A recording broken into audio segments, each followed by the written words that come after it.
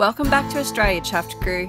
This episode gets a little wild, and if you've never seen frog surgery, you're about to.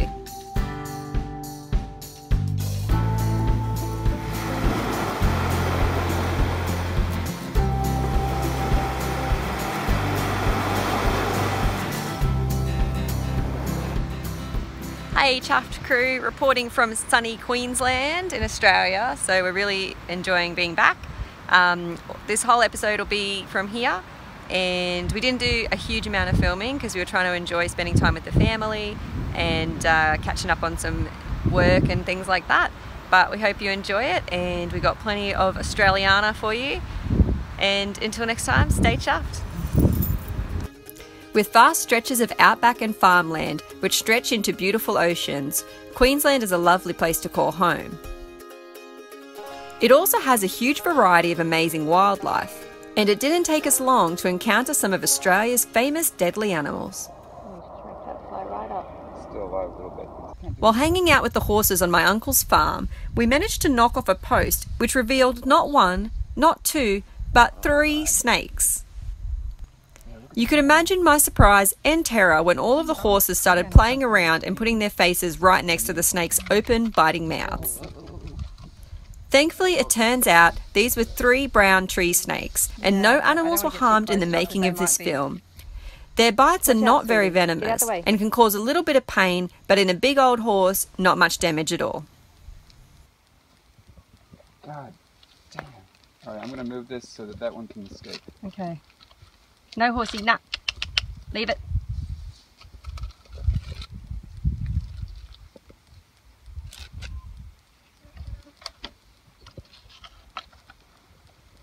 I think I'm pretty. Stress, get up close. What is this? Ooh, watch out, Joel. The fact they're striking like that. So this little beauty's mum was hit by a car and passed away, unfortunately. So we're going to give her a check over, make sure she's not injured, and I'll probably look at keeping her for a day or 2 just to make sure everything's okay before she goes to a carer. Little baby Wallaby. It's a little scary, hey sweetheart? This beautiful little creature is what's known as a black striped wallaby because of the black stripe running down their back. They're one of the smallest species of wallaby in Australia, with females only reaching around 7 to 10 kilos. This little lady was no exception, and I could already tell she was a female because of her tiny little pouch.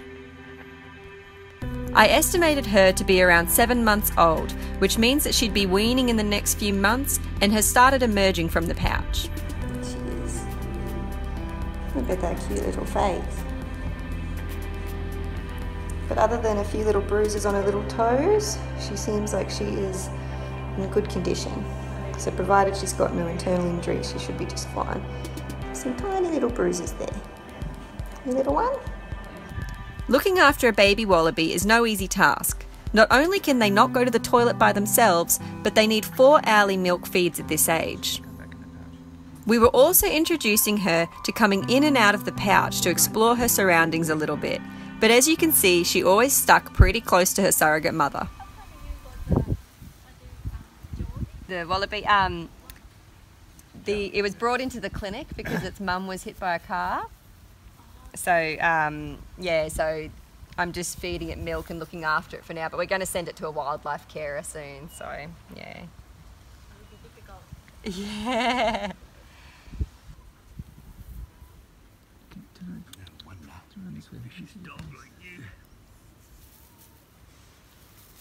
Oh, mummy. A little bit too exciting for me, Sheddy. Yeah.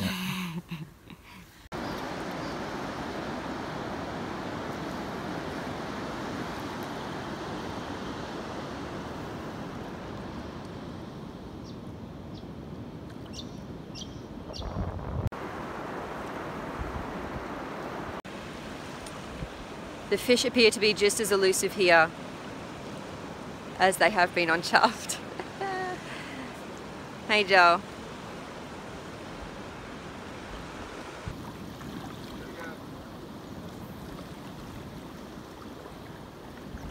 My next patient was a lovely green tree frog who had actually lost so much weight his spine had started protruding from his back. I will warn you, we've got some surgery scenes ahead. This is a somewhat common problem in green tree frogs, especially if they have another infection going on that's caused the weight loss. Lucky for this little guy, the wildlife vet was in town, so we were ready to perform a surgery known as a spinal trim, which is just as scary as it sounds. A spinal trim surgery is very similar to docking a tail in a cat or a dog. First, I had to detach the muscle and skin surrounding the spine so we could push it up and reveal healthy spine tissue. With the muscle and skin trimmed, we were ready to cut the spine. Probably the scariest part for me. It felt very unnatural, but it left a clean, healthy spine behind.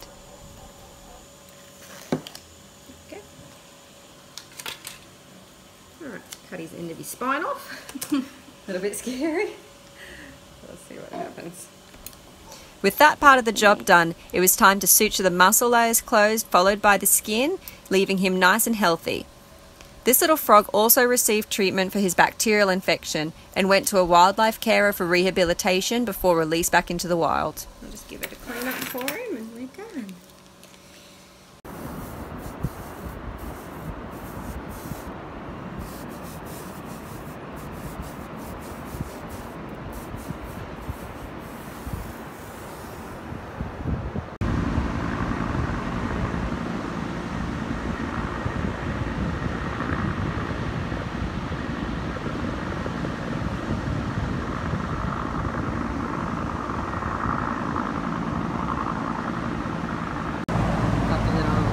Racing regatta on this morning with the little sailpets down at Coon Main Beach. And I think their rescue chopper must be doing some drills because they've got the boats and the chopper out flying close together. And now for more shots of the baby wallaby. As you may be able to tell, I was already quite attached to her even though I'd only had her for a short time. We tried and tried to get footage of her running around, but she was always so quick we always missed her. Although she was nibbling grass and beginning to explore, she still really enjoyed a bottle feed.